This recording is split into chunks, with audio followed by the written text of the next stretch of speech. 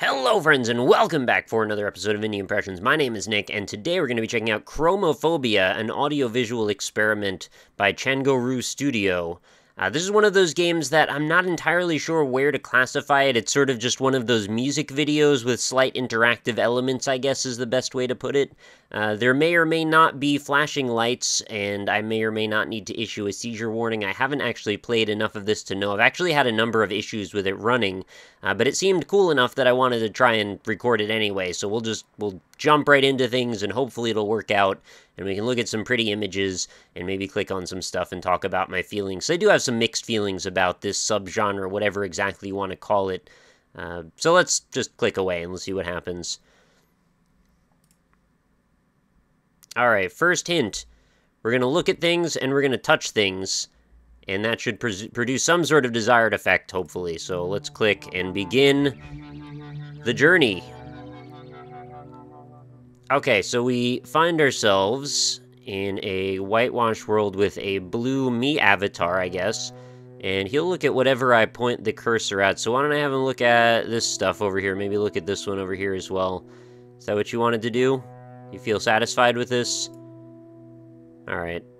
Sounds good. I'm gonna click on them now. Yeah, let's go into his mouth. Perfect. So this is the kind of thing that we're going to be looking at. It's going to be modular little segments of some sort of a setup experiment, a visual experiment that's got audio that corresponds with that. And some of them are more interactive than others. This one, for example, and I only played like 4 or 5 segments into this, I don't actually remember which. But when I click on the pause button, or the 2 black doors, I guess is sort of the framework that we've been given here, the scene is going to freeze and all of the doors are going to open at the same time. I was kind of hoping that maybe this might be a hub world that we could click on any one of the doors and it would take us to one of the segments, and like little by little we would check them off one by one, and then we keep returning to this endless highway of doors, because it's actually a pretty compelling looking bit of scenery, and I think the amount of doors there are would probably very well correspond with an experiment like this. But yeah, it helps that this is a visually stunning presentation in general. Everything looks good. Also very smooth and polished, and then the audio actually complements it quite nicely, just since I've run into a number of snags where the game hasn't actually advanced. When you're dealing with an esoteric sort of framework like this, it's very difficult when you don't actually know if you're doing things wrong or right, because there's not really a right or wrong to playing a thing like this, or experiencing a thing like this. You just do what feels natural.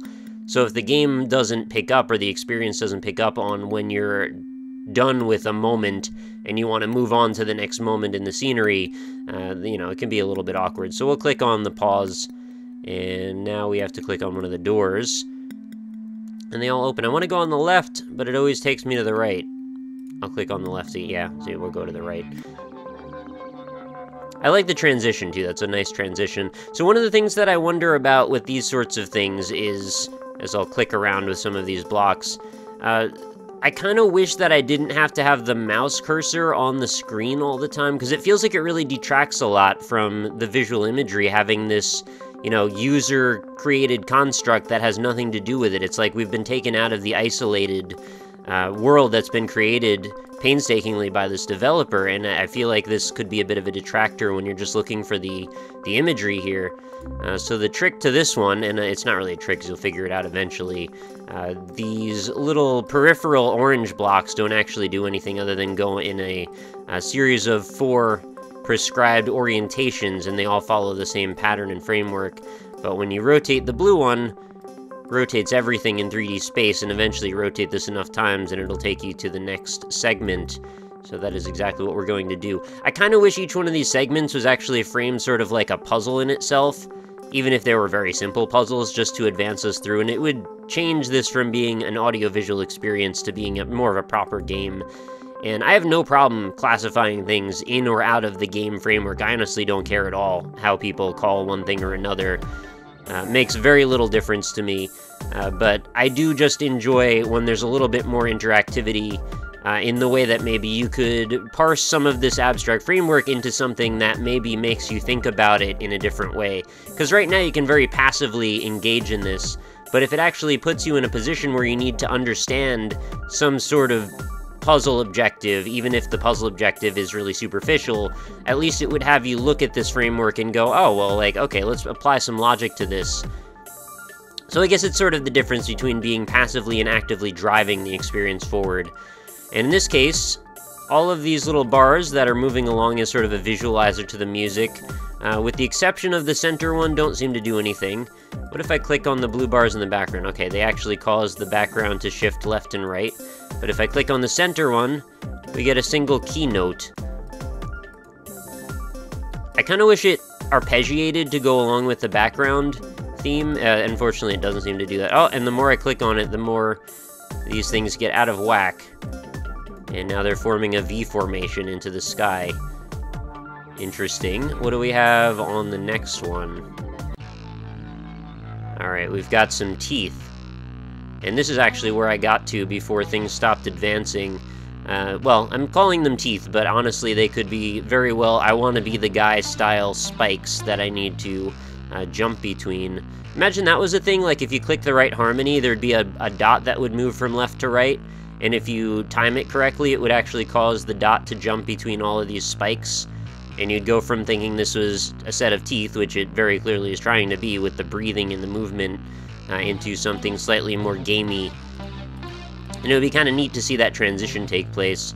So we can actually come up with our own little harmonies to go along with this background bass line, which is kind of neat. Gives you the user a little bit of interactivity so he could play along to the music. And the music is very much a formational element of this. Without the music, I think the visuals would have very little to say. Thing is, I don't entirely know what to do to advance this particular one, so hopefully it'll just take care of that on its own without me having to spam things too much. And this is where I started to wonder if maybe there was going to be some sort of a puzzle element. Maybe I had to click things to follow along with the background music, or we wouldn't see any advancement.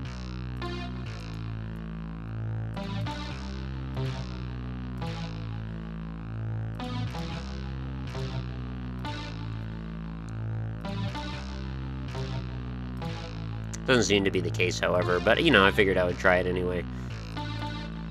What I was figuring was happening, it would probably just keep track of how many times you've clicked on any of them at all, or maybe each one individually, and then when you cross a certain threshold, it'll move you forward.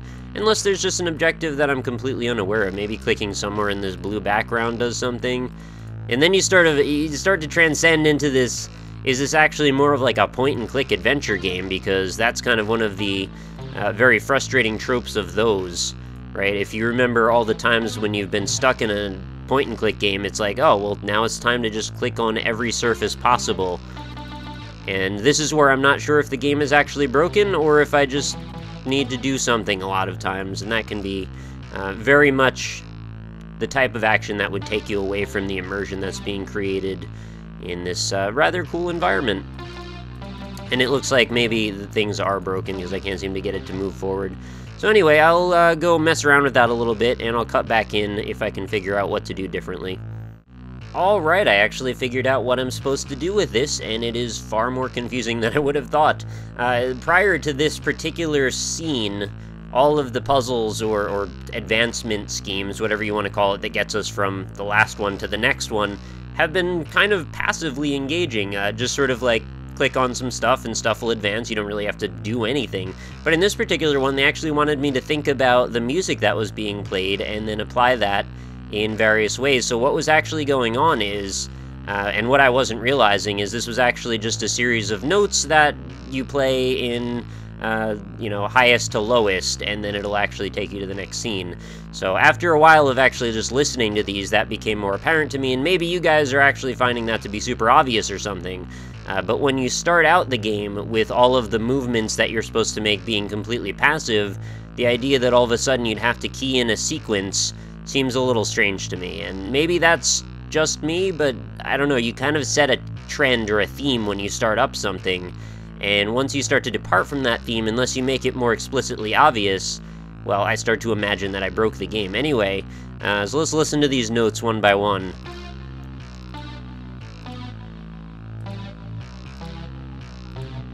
And that's what we need to do.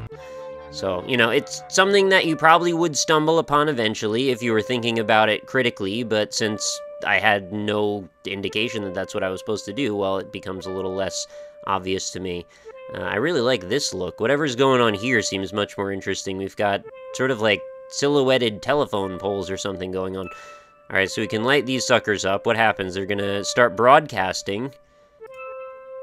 And they seem to be all facing different sides of a sphere.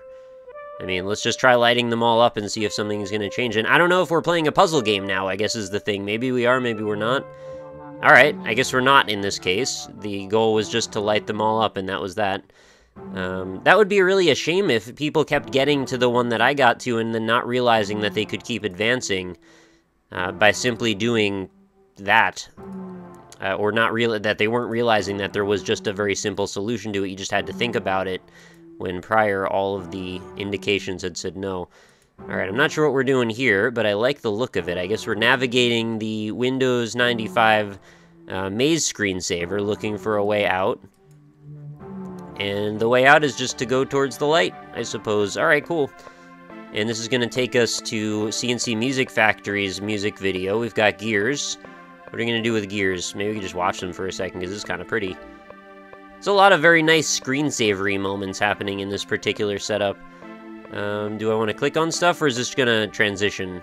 I don't know what to do here. Let's just let it go for a second. Seems like we're getting some sort of a TARDIS from another dimension is opening. Okay, cool.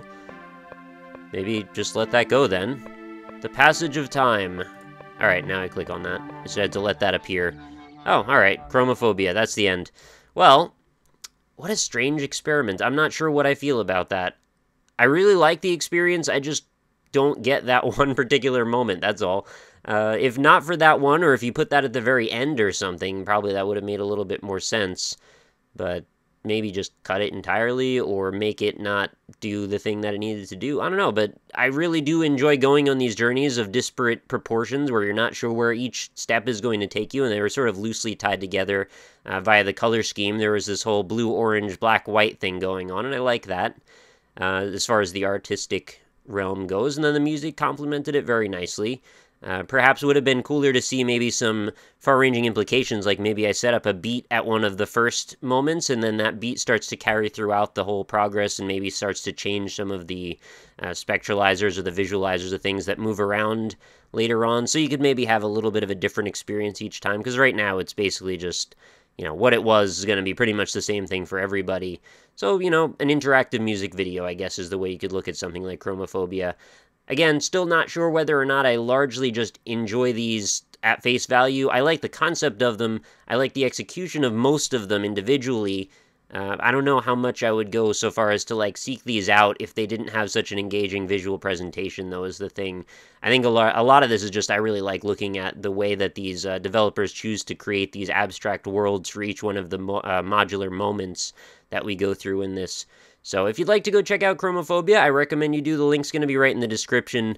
You can go ahead and give it a download. It is totally free, and let me know what you think about this experience of your own experience, rather, in the comments. And I'm curious to know what you guys think about these types of things. Is this something that you would go through? Would you experience this yourself? Do you feel like once you've seen the video, you've kind of seen it all anyway?